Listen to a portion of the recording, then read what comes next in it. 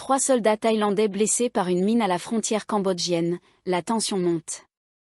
Le mercredi 16 juillet, 3 soldats thaïlandais ont été blessés, dont un gravement amputé d'une jambe, après que l'un d'eux a marché sur une mine terrestre lors d'une patrouille à la frontière avec le Cambodge. Cet incident survient dans un contexte déjà tendu entre les deux pays, depuis l'affrontement du 28 mai au col de Chongbok, au cours duquel un soldat cambodgien avait été tué. Une mine récemment posée selon l'armée thaïlandaise. L'armée thaïlandaise a immédiatement ouvert une enquête pour déterminer l'origine de la mine. Elle a confirmé qu'il s'agissait d'un engin de type PMN-2 de fabrication russe, récemment posé. Le général Panak Laoplodtuk, commandant en chef de l'armée thaïlandaise, a déclaré que des dizaines, voire des centaines de nouvelles mines antipersonnelles avaient été déployées par les forces cambodgiennes sur le territoire thaïlandais, dans une zone pourtant considérée comme exempte de mines depuis longtemps. Une réponse diplomatique, et peut-être militaire. 2 mesures officielles ont été enclenchées, selon le lieutenant-général Boon Sampad Klang, commandant de la 2e région militaire. Un rapport a été transmis au centre des opérations de l'armée, qui devrait recommander au gouvernement de porter plainte auprès des Nations Unies. La Thaïlande s'appuiera sur la Convention d'Ottawa de 1997, que les deux pays ont signée, pour dénoncer une violation de l'interdiction des mines antipersonnelles. 8 mines ont déjà été retrouvées, 3 dissimulées sous des feuilles, espacées de 40 cm, et 5 autres séparées de 90 cm. Toutes étaient récentes, comme l'indiquent leur apparence et l'absence de végétation. Boon Saint a précisé que les mines ont été découvertes entre 100 et 150 mètres à l'intérieur du territoire thaïlandais, déclenchant une opération immédiate de déminage. Il estime que de nombreuses autres pourraient encore être enfouies. Le Cambodge nie et contre-attaque. De son côté, l'autorité cambodgienne de lutte anti-mine, CMAA, a rejeté les accusations, qualifiant les propos thaïlandais de « sans fondement ».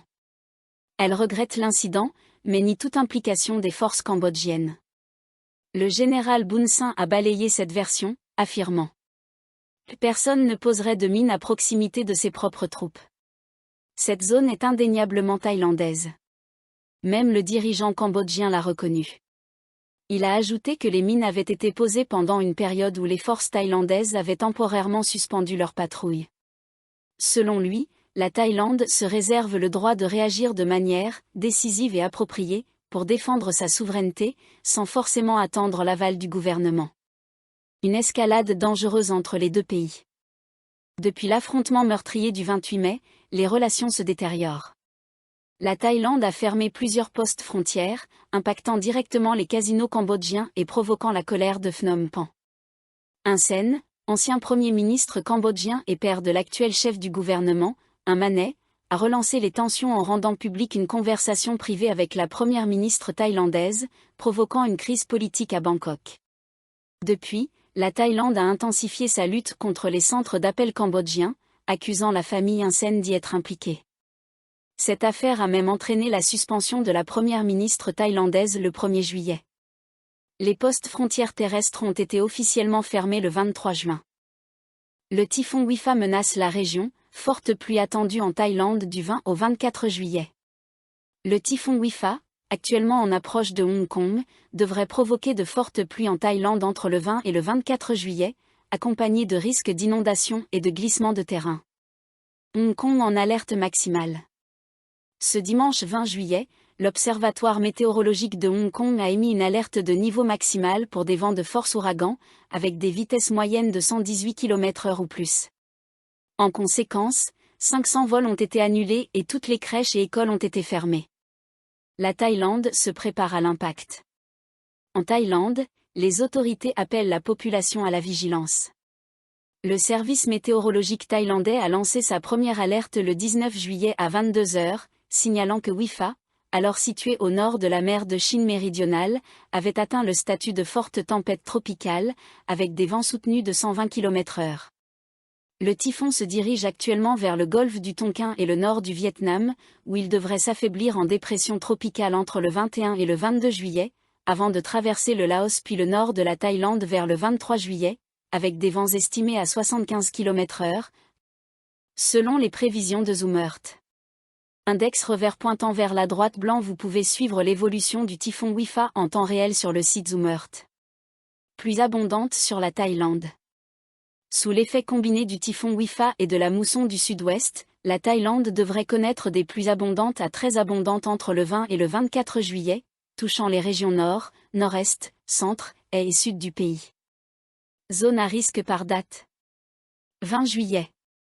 Nord, Chiang Rai, Lampan, Phai Yao, Nan, Phrai.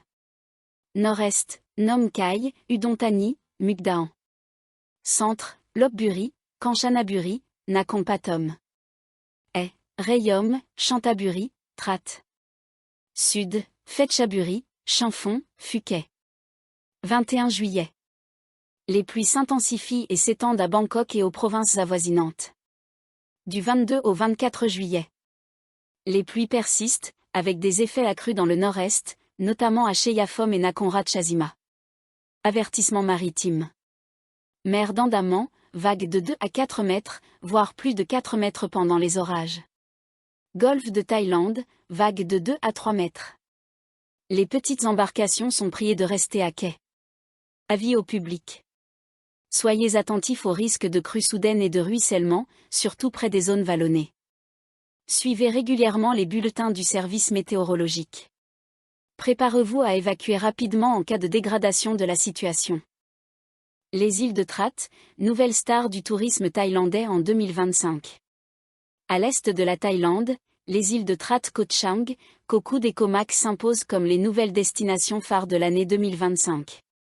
Grâce à une stratégie de marketing international agressive, la province espère franchir le cap des 20 milliards de bahts de revenus touristiques cette année.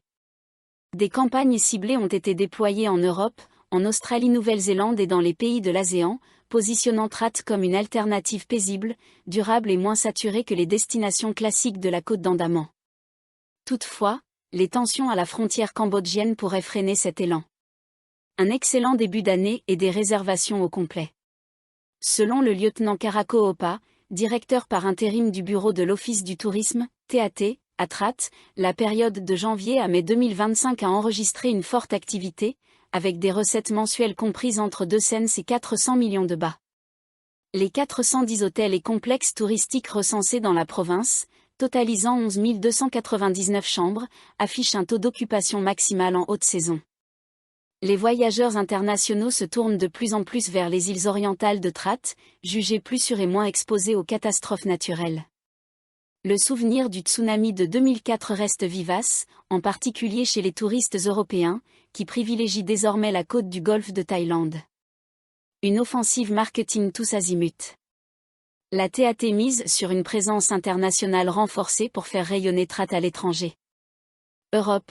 Le programme Amazing Thailand Responsible Femme Trip 2025 a permis à des voyagistes de Norvège, Pologne, Belgique, Autriche et Russie de découvrir l'est du pays. Australie et Nouvelle-Zélande, la campagne Offbeat Thailand, en partenariat avec Thai Airways, met l'accent sur des séjours originaux et des expériences enrichissantes. ASEAN, des journalistes de Singapour ont été invités à explorer les atouts touristiques de Chantaburi, Trat et Rayom. Objectif 2025, dépasser les 20 milliards de bahts.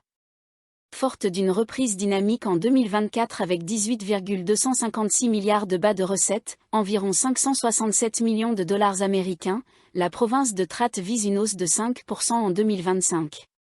Les objectifs fixés sont les suivants. Touristes thaïlandais, 1,89 million de visiteurs, générant 15,75 milliards de bahts.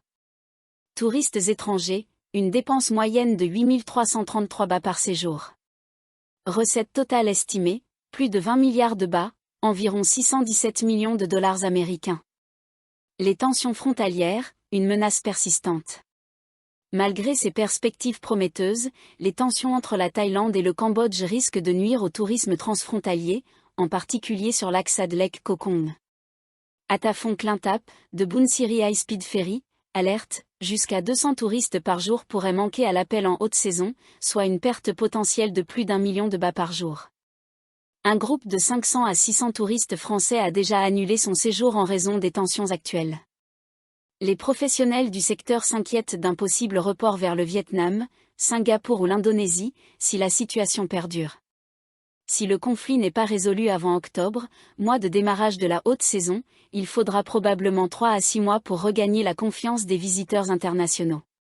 Un défi de taille pour Trat. Trat se retrouve à un moment charnière, capitaliser sur son essor touristique tout en gérant les incertitudes géopolitiques régionales.